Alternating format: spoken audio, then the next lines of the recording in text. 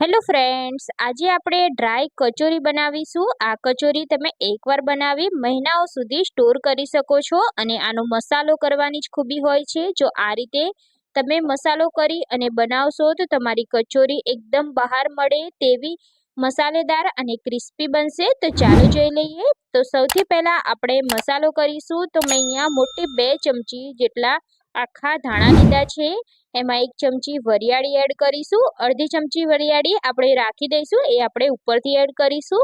2 ચમચી તલ લીધા છે, 1 ચમચી એડ કરીશું, 1 ચમચી રાખીશું।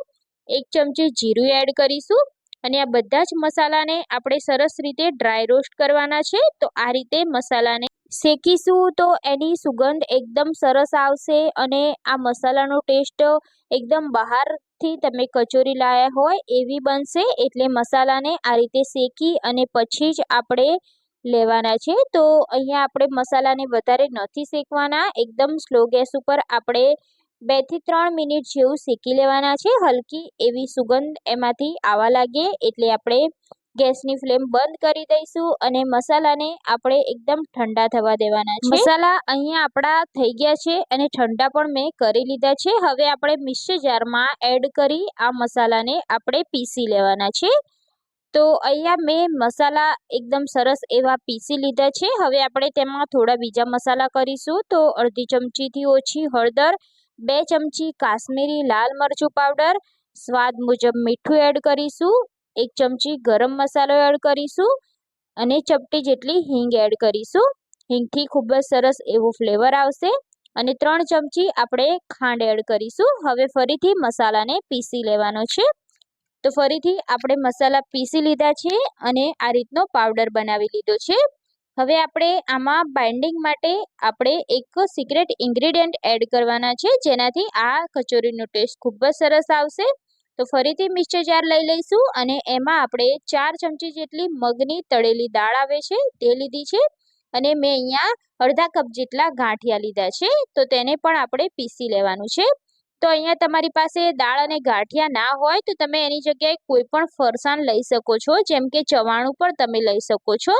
તો હવે આપણે તેમાં બાઇન્ડિંગ માટે 1 ચમચી આંબલીનો પલ્પ એડ કરીશું, જેનાથી આ કચોરી ખાટી અને મીઠી ખૂબ જ એવો સરસ ટેસ્ટ આવશે। હવે આપણે અહીંયા આ સરસ એવું ભેગું ના થાય તો આપણે અહીંયા 3 ચમચી જેટલું તેલ એડ કરવાનું છે, જેથી આપણું બધું જ મિશ્રણ સરસ રીતે ભેગું થઈ જશે।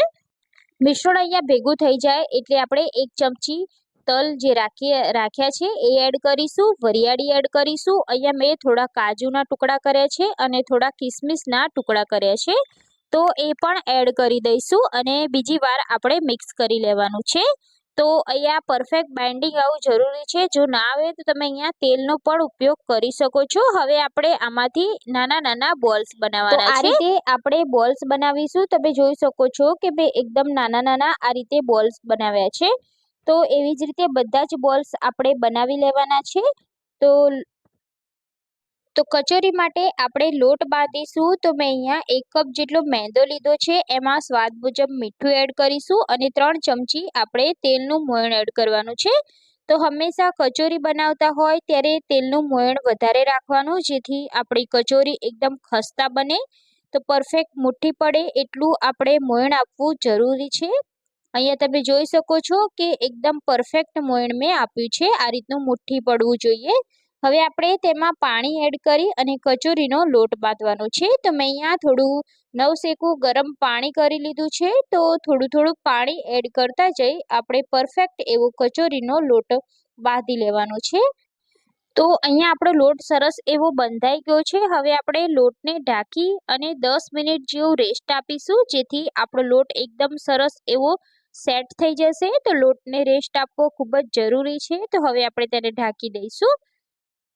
10 મિનિટ જેવું થઈ ગયું છે અને અહીંયા આપણા લોટને પણ એકદમ સરસ એવો રેસ્ટ મળી ગયો છે, તમે જોઈ શકો છો। તો હવે આપણે તેમાંથી કચોરી બનાવવાની છે। તો સૌથી પહેલાં આપણે ગુલ્લા કરી લેવાના છે। તો આ રીતે મોટી સાઈઝનો એક આપણે ગુલ્લો કરી લઈશું અને આ રીતે રોલવાળી એકદમ સરળ રીતે નાના નાના ગુલ્લા એકદમ ઇઝી રીતે થઈ જશે અને ફટાફટ થઈ જશે। તો આ રીતે ચાકુની મદદથી આપણે કટ કટ કરી દેવાના છે। તો અહીંયા તમે જોઈ શકો છો કે આપણે આ રીતનો ગુલ્લો કરી લીધો છે, એને રાઉન્ડ શેપમાં આ રીતે વાળી લેવાનો છે। તો કચોરી બનાવવાની બે રીત છે। સૌથી પહેલા તમે હાથેથી આ રીતે ગુલ્લાને મોટો કરી અને કચોરી બનાવી શકો છો। તો આપણે કિનારીથી આ રીતે પ્રેસ કરીશું અને વચ્ચેનો ભાગ આપણે જાડો રાખવાનો છે, જેથી આપણી કચોરી ફાટી ના જાય। તો કિનારીથી આપણે પ્રેસ કરતા જઈ આ રીતે રાઉન્ડમાં ફેરવતા જઈ અને કચોરીનો શેપ આપી દઈશું। તો આ રીતે આપણે કચોરીનો શેપ આપી દીધો છે। હવે આપણે વચ્ચે આ રીતે બોલ્સ રાખી દેવાના છે અને કિનારીથી આ રીતે કવર કરી દેવાની છે। તો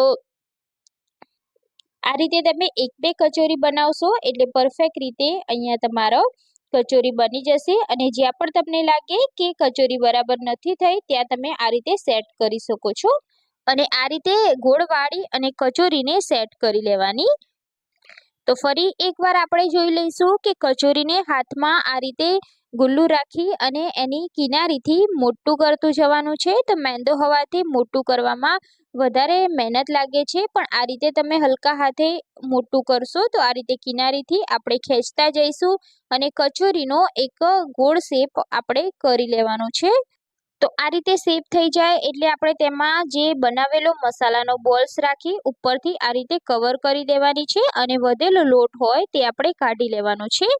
તો એકદમ હલકા હાથે કરવાનું અને આ રીતે એકદમ ફિટ કરી દેવાની, જેથી આપણી કચોરી તેલમાં અહીંયા ખુલી ના જાય। તો અહીંયા કચોરી આપણે બનાવી લીધી છે, તમે જોઈ શકો છો। તો એવી જ રીતે બધી કચોરી આપણે તૈયાર કરી લઈશું। તો તમને આ રીતે કચોરી બનાવતા ના ફાવે તો તમે વણી અને પછી પણ તમે કચોરી બનાવી શકો છો। હવે આપણે કચોરી બધી બનાવી લીધી છે, તો હવે આપણે તળવાની છે। તો તળવા માટે એને એકદમ મીડિયમ ગેસ ઉપર તળવાની છે અને તેલ એકદમ હાઈ ગરમ ના હોવું જોઈએ, મીડિયમ ગરમ હોવું જોઈએ। તો અહીંયા આપણું મીડિયમ તેલ ગરમ છે એટલે આપણે તેમાં બધી જ કચોરી આ રીતે એડ કરી દેવાની છે અને મીડિયમ ગેસ ઉપર તેને થવા દેવાની છે। તો બધી જ કચોરી એડ કર્યા પછી આપણે થોડીક વાર રહી અને આ રીતના બબલ્સ થવા લાગે એટલે હલકા હાથે ચમચીની મદદથી તેની સાઈડ ચેન્જ કરતા રહીશું અને બંને સાઈડ આપણે ક્રિસ્પી થાય અને ગોલ્ડન બ્રાઉન કલર થાય ત્યાં સુધી તળવાની છે। તો ટોટલ આપણે 7 થી 8 મિનિટ આ કચોરીને એકદમ સ્લો ગેસ ઉપર તળીશું। અને તળવામાં આપણે બિલકુલ ઉતાવળ નથી કરવાની, કેમ કે મેંદો હોવાથી અંદરથી પણ તળાવી ખૂબ જ જરૂરી છે, એટલે આપણે તેને એકદમ સ્લો ગેસ ઉપર 7 થી 8 મિનિટ તેને તળવાની છે। ટોટલ 7 થી 8 મિનિટ જેવું થઈ ગયું છે અને આપણી કચોરી એકદમ સરસ એવી તળાઈ ગઈ છે, ગોલ્ડન બ્રાઉન કલર થઈ ગયો છે।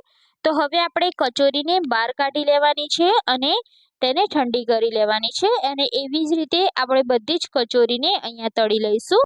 તો અહીંયા આપણે કચોરીને કટ કરીને પણ જોઈશું। તો ચાકુની મદદથી આ રીતે વચ્ચેથી કટ લગાવી દઈશું। તો અહીંયા તમે જોઈ શકો છો કે આપણી કચોરી એટલી સરસ અને મસાલેદાર આ કચોરી બની છે। તો એકવાર તમે આ કચોરી બનાવી લેજો અને મહિના સુધી તમે આને ખાઈ શકશો। બાળકોથી લઈ મોટા બધાને બહુ જ ભાવશે અને નાસ્તામાં કે પછી ફરસાણમાં તમે આ કચોરી બનાવી શકો છો। તો ફ્રેન્ડ્સ, તમને પણ આ કચોરીની રેસીપી ગમી હોય તો તમારા ફ્રેન્ડ્સ અને ફેમિલી સાથે શેર કરી દેજો। ચેનલ પર નવા હોય તો ચેનલને સબસ્ક્રાઈબ કરી દેજો। બાજુમાં આપેલા બેલ આઇકોન પર ક્લિક કરી લેજો, જેથી નવી રેસીપીના નોટિફિકેશન ફ્રેન્ડ્સ તમને મળી જાય। તો ફરી મળીશું નવી રેસીપી સાથે। જય શ્રી કૃષ્ણ।